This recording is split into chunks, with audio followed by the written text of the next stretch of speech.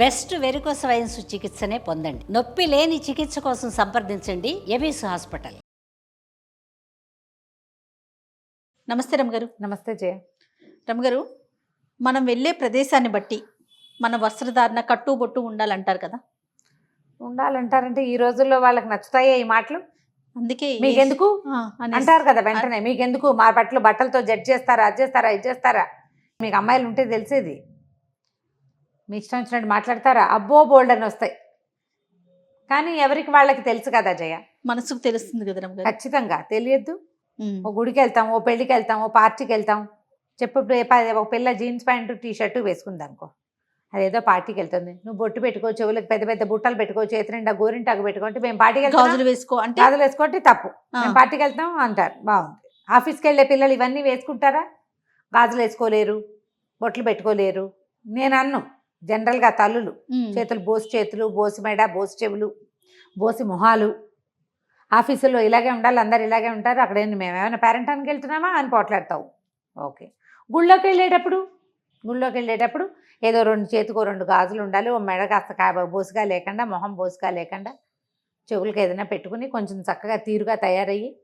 ఇదే దేవుడికి అవన్నీ కావాలా? దేవుడే కదా మన సృష్టించాడు. ఎన్ని వస్తాయి చేయ మాటలు. అసలు ఈ వీడియో మొదలు పెట్టంగానే నాకు అవి వాళ్ళ ఎవరెవరు ఏమేమి మాట్లాడతారో, మా ఇంట్లో పిల్లలు కూడా, మన ఆఫీస్లో పిల్లలు కూడా, అందరికీ తలా ఒక 50 డైలాగులు ఉంటాయి. అయితే ఏమంటారంటే, ఇప్పుడు మేము ఏదో ఆలయానికి వెళ్ళి గుడికి వెళ్ళి వచ్చేసి డైరెక్ట్గా ఆఫీస్కి వెళ్ళిపోతాము. అలాంటి డ్రెస్సే కదా వెళ్ళగలుగుతాం. ఇన్ని ఎక్కడ మేము చేంజ్ చేసుకోగలుగుతాం? మొత్తం టోటల్గా ఎక్కడ మేము మార్చుకోగలుగుతాం అనే ఒక ప్రశ్న కూడా వచ్చేస్తూ ఉంటుంది. వస్తాయి. దేవాలయంలో దీపాలు పెట్టడానికి కనిపిస్తుంటారు జయ కొంతమంది. చాలా మంది అందరు కనపడతారా? చొక్కా అది వంగి ప్యాంట్ దీపం పెడుతుంటే చొక్కా పైకి వెళ్ళిపోతుంది, ప్యాంటు కిందకు వచ్చేస్తుంటుంది. నువ్వు గమనించలేదా? అవును. ఎంతో. ఇప్పుడు మనం దేవాలయానికి వెళ్తాం, అవన్నీ మీరు ఎందుకు చూస్తారు? మీకు శ్రద్ధ లేదా, భక్తి లేదా? మీరు కళ్ళు మూసుకోవచ్చు కదా అంటారు. మానవ మాత్రలం కదా, మన కళ్ళు, చెవులు, బుద్ధి అన్నీ పనిచేస్తూనే ఉంటాయి. అవును కదా. ఎంతో కొంత మనం అటు ఇటు చూస్తూ ఉంటాం. అందుకని చాలా వరకు దేవాలయాల్లో డ్రెస్ కోడ్ పెట్టేశారు. డ్రెస్ కోడ్ ఉంటుంది. డ్రెస్ కోడ్ లేదు. పోనీ నువ్వు గుళ్ళోకి వెళ్తున్నావు, దీపం పెట్టాలనుకుంటున్నావు, ఇంకొంచెం పొడుగు చొక్కా ఇంకాస్త పైకి ఉండే ప్యాంటు వేసుకుంటే సరిపోతుంది కదా. పోనీ ప్యాంటు చొక్కాయే వేసుకుంటారు అనుకో. ఆడపిల్లల ప్యాంట్లు, మగపిల్లల ప్యాంట్లు కూడా అంతే చేయ. అమ్మాయిల ప్యాంట్లు అంతే, అబ్బాయిల ప్యాంట్లు అంతే. వాళ్ళు ఉంగారంటే అది కిందకి వెళ్ళిపోతుంది.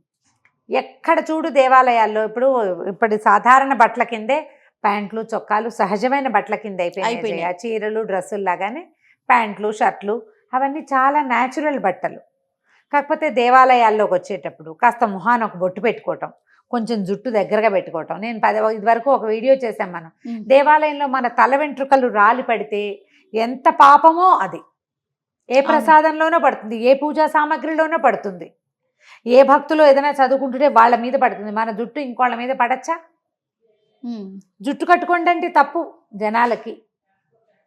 గుళ్ళో బోల్డని కార్యక్రమాలు దీపం పెడుతుంటారు, ముందుకు వంగుతావు, ఈ జుట్టు అంతా ముందుకు పడుతుంది. ఆ దీపం అంటుకుంటే లేనిపోనుకోవాలా?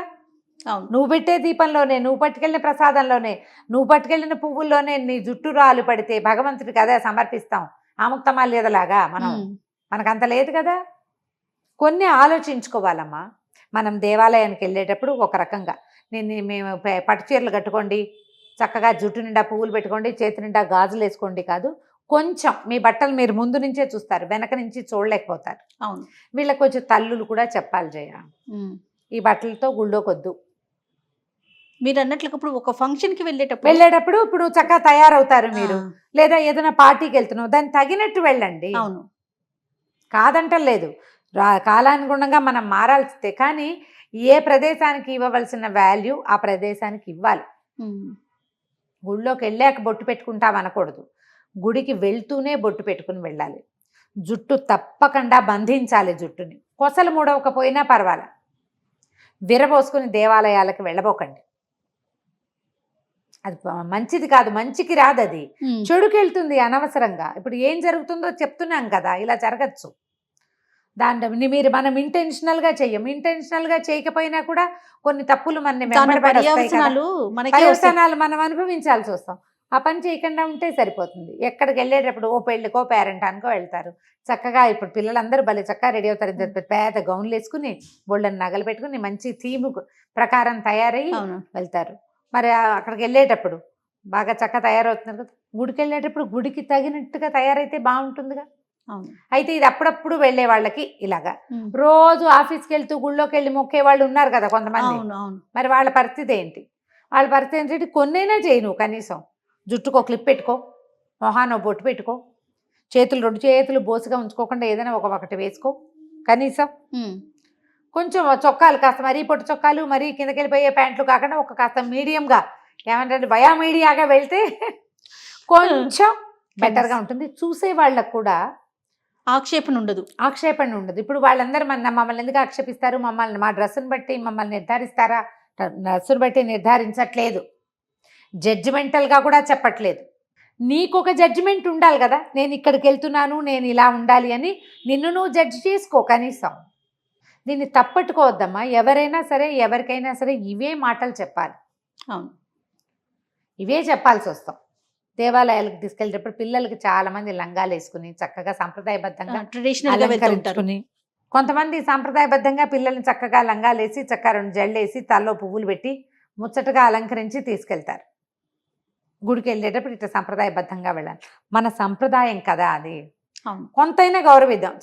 లంగా వేయకపోతే గౌన్ వేసుకుని తీసుకెళ్ళచ్చు, చిన్న చెడ్డీ చొక్కా వేసుకుని తీసుకెళ్ళకుండా. కనీసం. అవును. ఇతరుల దృష్టి మన పిల్లల మీద ఇంకో రకంగా పడకుండా కనీసం దేవాలయంలో అయినా కూడా కనీసం ఒక్క చోటైనా మనం కనుక కొంచెం బాగా చేస్తే బాగుంటుంది. ఇక పెళ్ళిళ్ళు, పార్టీలు, ఫంక్షన్లు, రోడ్డు మీద బజార్ వెళ్ళటము అవన్నీ మన ఇష్టాలేనమ్మా, అవంతా మందే ఇష్టం. అవును. గుళ్ళోకి వెళ్ళేటప్పుడు ఈ 4 వ్యవహారాలు కొంచెం ఆడపిల్లలకైనా మగపిల్లలకైనా మీరు అన్నట్లుగా ఎవరైనా సరే, ఎవరైనా. ఇప్పుడు మగపిల్లలు ఎవరు వచ్చేస్తున్నారు జయ ఓ గుళ్ళకి, మనం అమీర్పేట దుర్గగుడికి నేను వెళ్తానా, ఒక 4 మగవాళ్ళు కూడా, 4 మగవాళ్ళు పెద్దవాళ్ళు కనిపిస్తారు, పిల్లలు కనపడరు అసలు. కాకపోతే ఒకటి ఉంది జయ, ఇవాళ రేపు ఆడపిల్లలు చాలామంది బుద్ధిమంతులుగా ఉన్నారు. దీపాలు పెట్టేస్తారు, రోజు దీపం పెట్టడానికి వచ్చేవాళ్ళు కూడా కనిపిస్తారు. భక్తికి లోటు లేదు, భక్తి ఉంది, భయమను భక్తను ఉన్నది. కొంచెం విధానం ఇంకొద్దిగా మార్పులు చేర్పులు చేసుకుంటే కొంచెం బాగుంటుంది. మరి కాస్త మీకు మంచిది. నాకు బాగుండటం కాదు, అది మీకు ప్లస్. అంతే.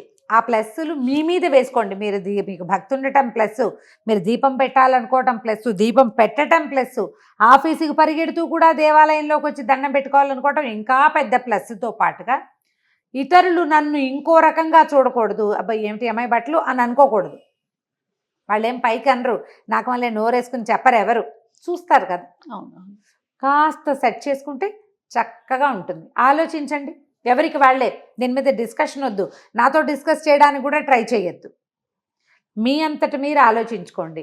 తల్లులు కొంచెం పిల్లలకి చెప్పండి, ఫ్రెండ్స్ పక్కనున్న ఫ్రెండ్కి చెప్పండి, ఇలా కాదు ఇలా వెళ్దాం అని.